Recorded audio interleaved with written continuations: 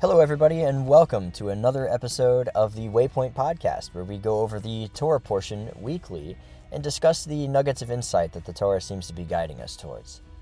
As you can tell, the audio quality might not be up to par as normal, but I am traveling abroad and I don't have all my equipment with me, so please forgive this introduction, but that hasn't stopped us. Bradley has still prepared an excellent lesson for us this week. And so without further ado, I'm going to hand it off to him, and I hope you enjoy the episode. Thank you so much again for joining us.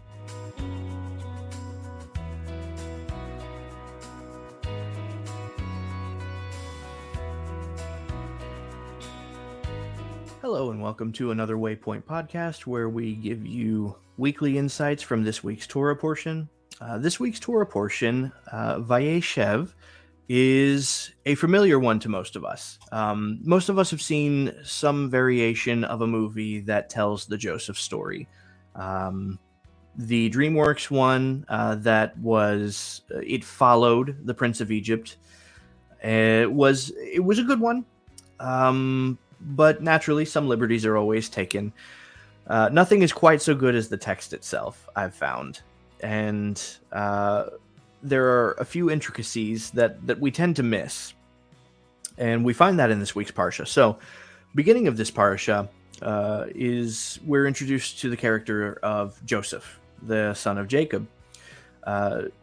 Joseph is given a coat, a colored coat, that seems to portray his father's favor, and this is unacceptable to his brothers. Naturally, that's something that most of us can sympathize with. You know, you don't want you don't want to have to deal with a favored sibling, which is why most parents try very hard not to portray that there is a favored sibling. Whether or not they do, I think everybody's human and everybody is prone to having favorites one way or another. But at the very least for kids, it's not something that should be made displayable in this way. But be that as it may, that's what happens. And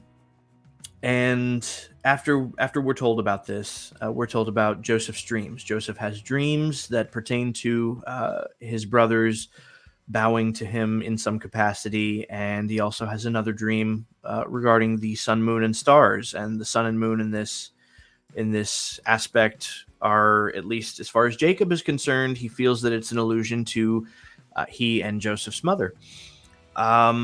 So Jacob, even at this point, is not very happy with Joseph's dreams, and we're told other reasons that he's actually not happy with Joseph, in spite of his being the favored son, is that he constantly brought Jacob bad reports about his brothers.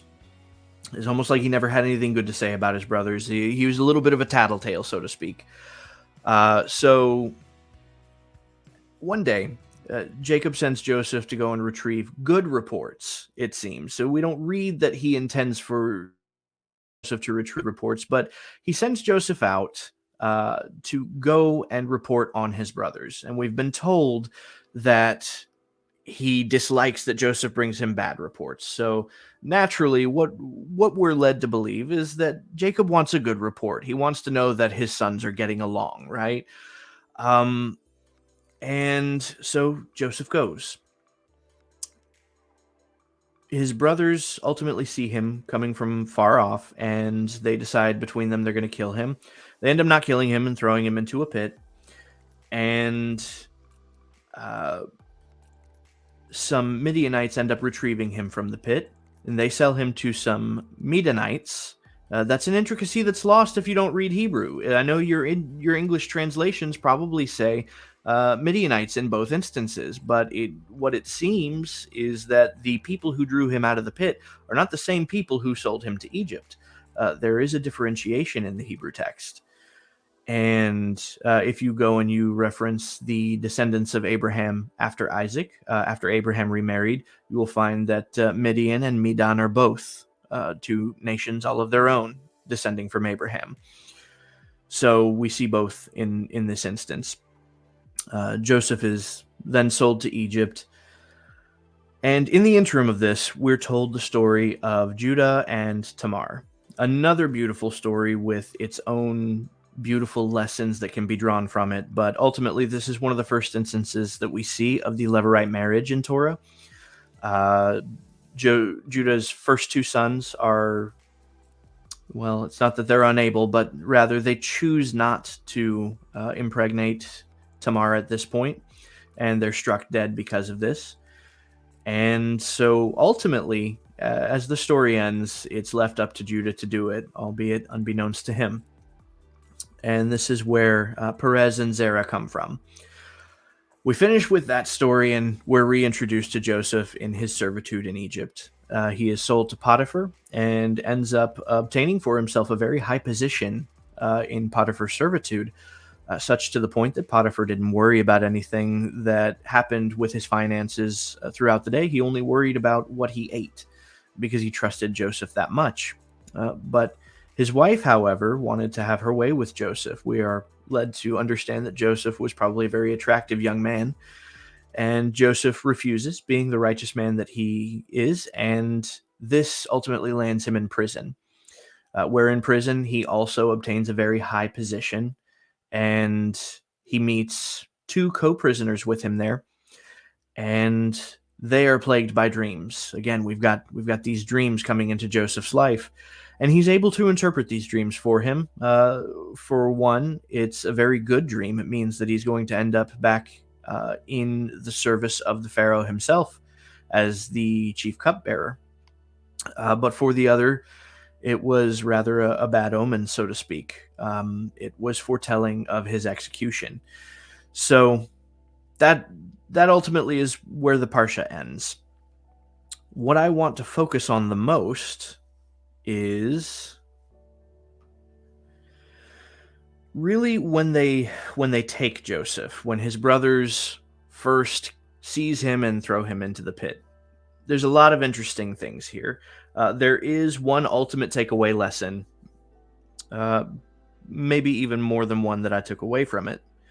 But there's a lot of interesting facets, things that I puzzled over for the past 2 weeks. The first one is, why did they take his coat? Right? Genesis 37:23. They took his coat. Why?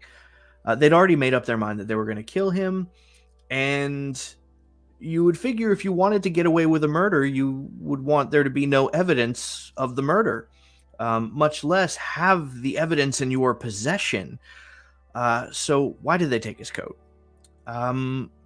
Admittedly, these are very angry men who are not thinking rationally. So that kind of rational thought may not have occurred to them. And it may be as simple as they just didn't want him to have it, right? It was the symbol of everything that they held against him. So they were going to strip him of that.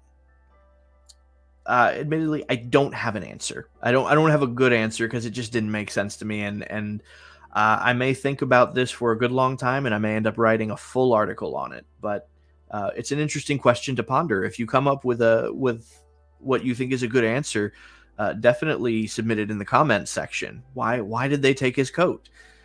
But moving on beyond that, they took his coat. Before we move on, understand the idea of using the coat as evidence of his being mauled by a wild animal, that hadn't occurred yet. That's why the question, right? They hadn't come up with that idea yet. That happens later in the passage. So they took his coat when they planned on murdering him. They only decided to use the coat as evidence of his being mauled by a wild animal when they lost him. And I do say lost. I know most of us get the idea that he was sold by his brothers. But that doesn't seem to be the case in the rest of the narrative, and we'll discover that here. So anyway, they decide between them they're going to kill him. Before this takes place, Reuben decides to step up as the oldest and influence his brothers not to kill him just yet, right? But rather to throw him in a pit. And they're going to step away and have a meal, and they're going to come back, and then they're going to kill him. It's an interesting method, because it seems the idea here is to at least offer some chance to Joseph. Because what we're told about this pit in particular is that it was empty and that it had no water. Now, that's a redundancy. If you're telling me the pit is empty, I already know that it has no water. Matter of fact, any of you who are reading rabbinic commentaries, you'll find that there are a number of rabbis who comment on this, that if I'm told the pit is empty, then I know there's no water in it. So why am I being told that the pit is empty and that it has no water? Many would submit that what it means is that the pit was empty of water. In other words, there was no water in it, but that doesn't mean that there was nothing in it. Rather, that there were snakes and scorpions and other deadly creatures in this pit. So this seems to be, I'm gonna use an adage we're all familiar with, a Hail Mary pass for Reuben. Reuben at this point seems like he's trying to avoid killing Joseph. So freak chance is better than no chance. So we throw Joseph in a pit where there are creatures that may kill him, or we keep him up here with the brothers who will kill him. We're not always faced with the best of options. That's one takeaway lesson from this, is that the options that we're given are not always ideal. But there is always one option that is better than the alternative. And sometimes we're put in a position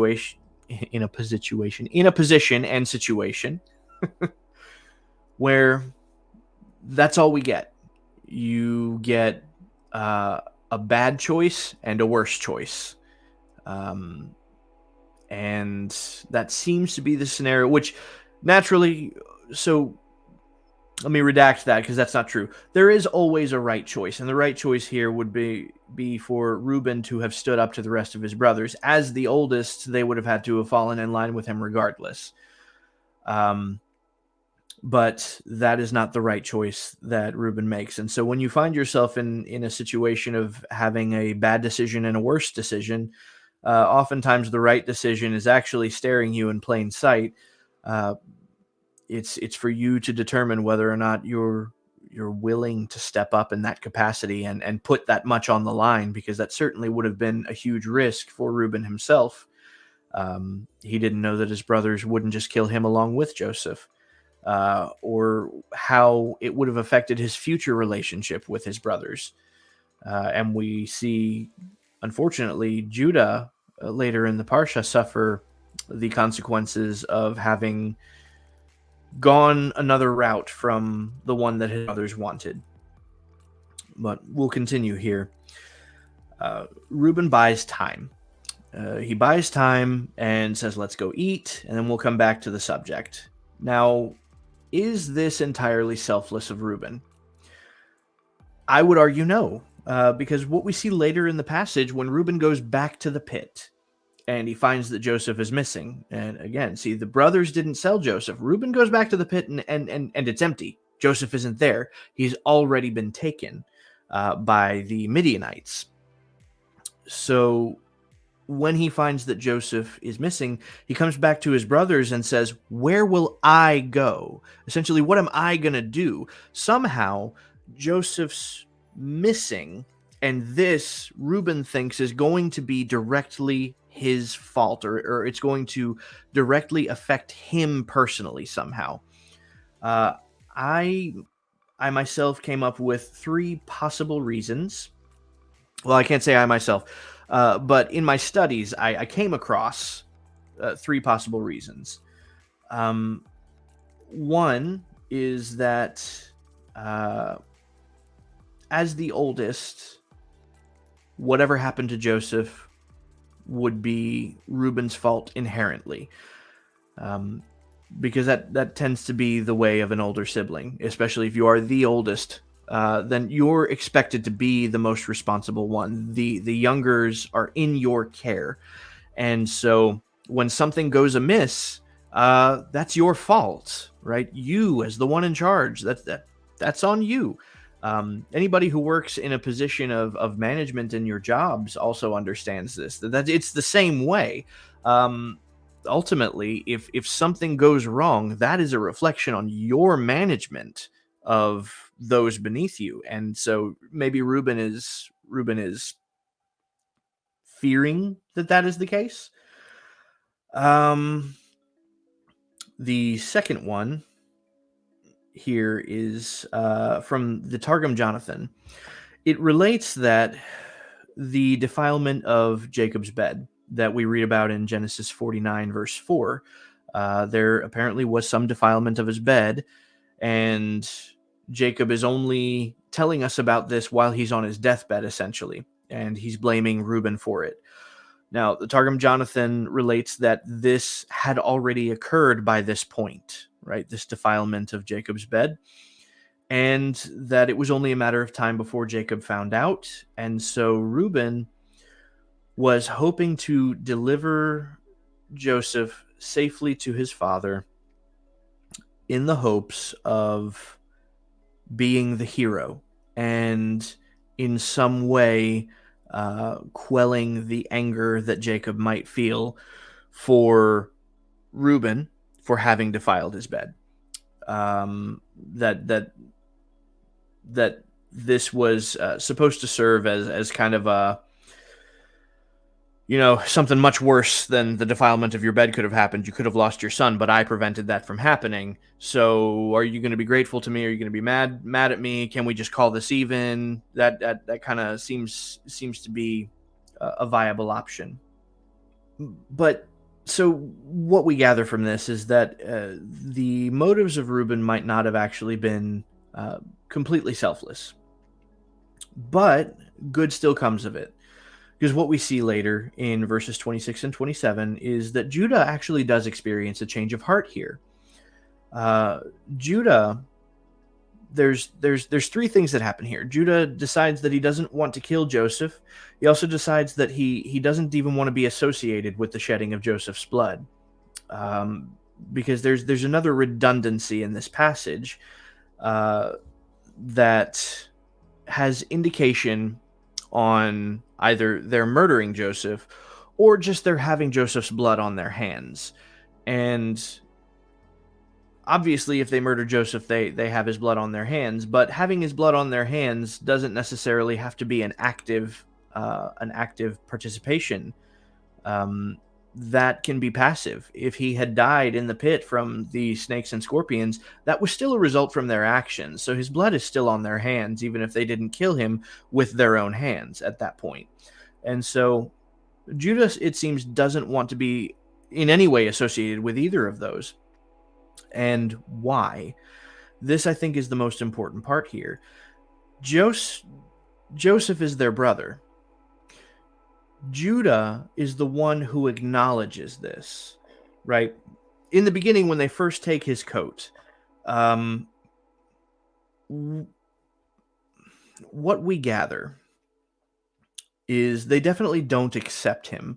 And it really seems like they don't accept him in any capacity. He's not even a brother to them, which, I mean, how much would you have to reject someone to think it's appropriate to kill them?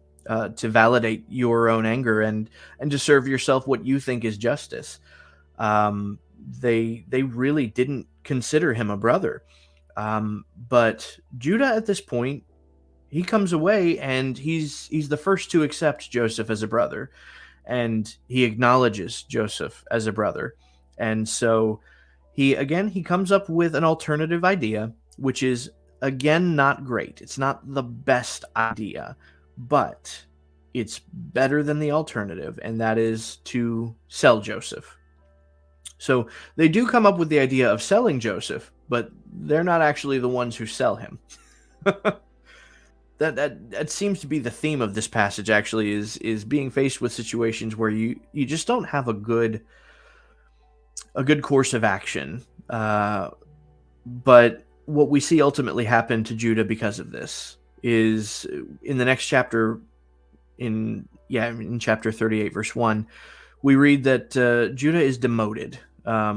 Some don't phrase it that way. Some phrase it as he just he leaves, goes away from his brothers, and becomes a friend of someone from another nation entirely.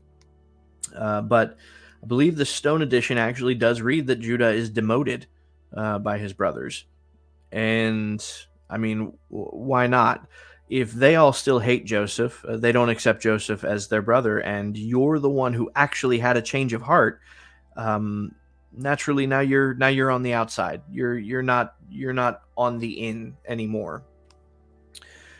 But I think that what happened with Judah is ultimately one of the most valid lessons, one of the most important lessons that we learn from this.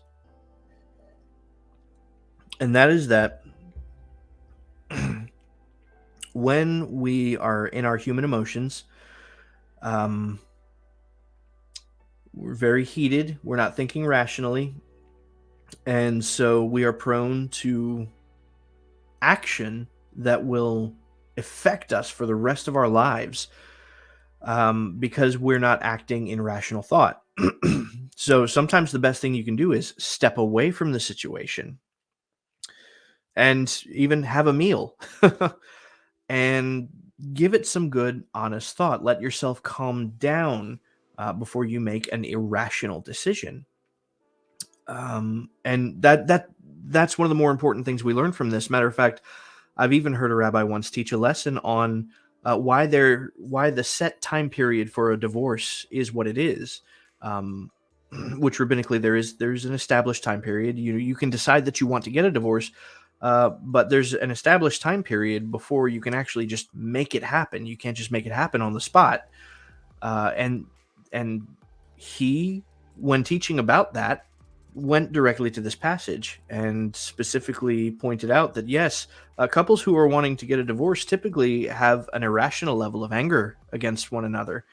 And so what they need is to be given time to really think and become sober and consider, is this really what's going to be best for you right now? And that, unfortunately, is still the decision that is made. But I would imagine for other couples, for some couples, that sobriety prevails, and it's recognized that divorce is a terrible thing. The ending of a marriage is a terrible thing, and that it's not what's best for them in some cases. Now, naturally, if there's a case of spousal abuse, there are certainly mitigating circumstances that would certainly make it a better but not best. The best thing would be for the abusing spouse to repent and change themselves, but not every human being is willing to do that. So the better option at that point would be to protect yourself.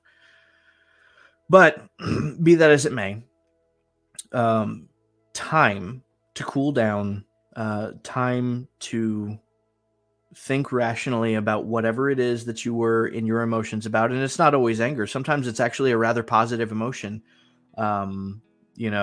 Sometimes it's your feelings of triumph. If you've had a great achievement or victory in your life, and in that you want to go out and celebrate in some capacity. And even that has been known to result in some form of destructive behavior.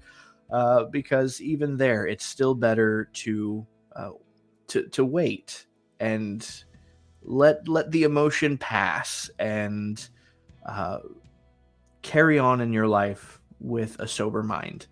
So that's the takeaway from the Parsha this week. It may be a simple one, but I think it's an important one, and I think we could all take a lesson even from Reuben. Reuben may have had selfish motivation for what he did, but ultimately he still acted in the capacity of a peacemaker. And we could all stand to endeavor to do the same. We all come across people on a day-to-day basis who may be so in their emotions that they can't see beyond themselves. They can't see far enough ahead to make a rational choice. And maybe that's our opportunity to tell them, hey man, take a deep breath. Let's go have a snack. Let's go have lunch together, and not think about it. Right? Let's think about other things for a little bit. Let's talk about other things, and when you calm down, maybe you'll have a better answer for whatever it is that you're stuck in your head about. And sometimes the better answer that you come with is that you need more time to think about it, and that's perfectly fine too. That's a wise decision. So I think we could all take the challenge of Reuben and endeavor to be peacemakers in this capacity, because even our rabbi, Yeshua, tells us, "Blessed are the peacemakers," and we are supposed to act in such a capacity. So there's the takeaway for this week. If you did enjoy it, definitely please hit the like and subscribe button, ring the bell. And we certainly thank you for joining us. Shalom. Special thanks to this month's Patreon supporters: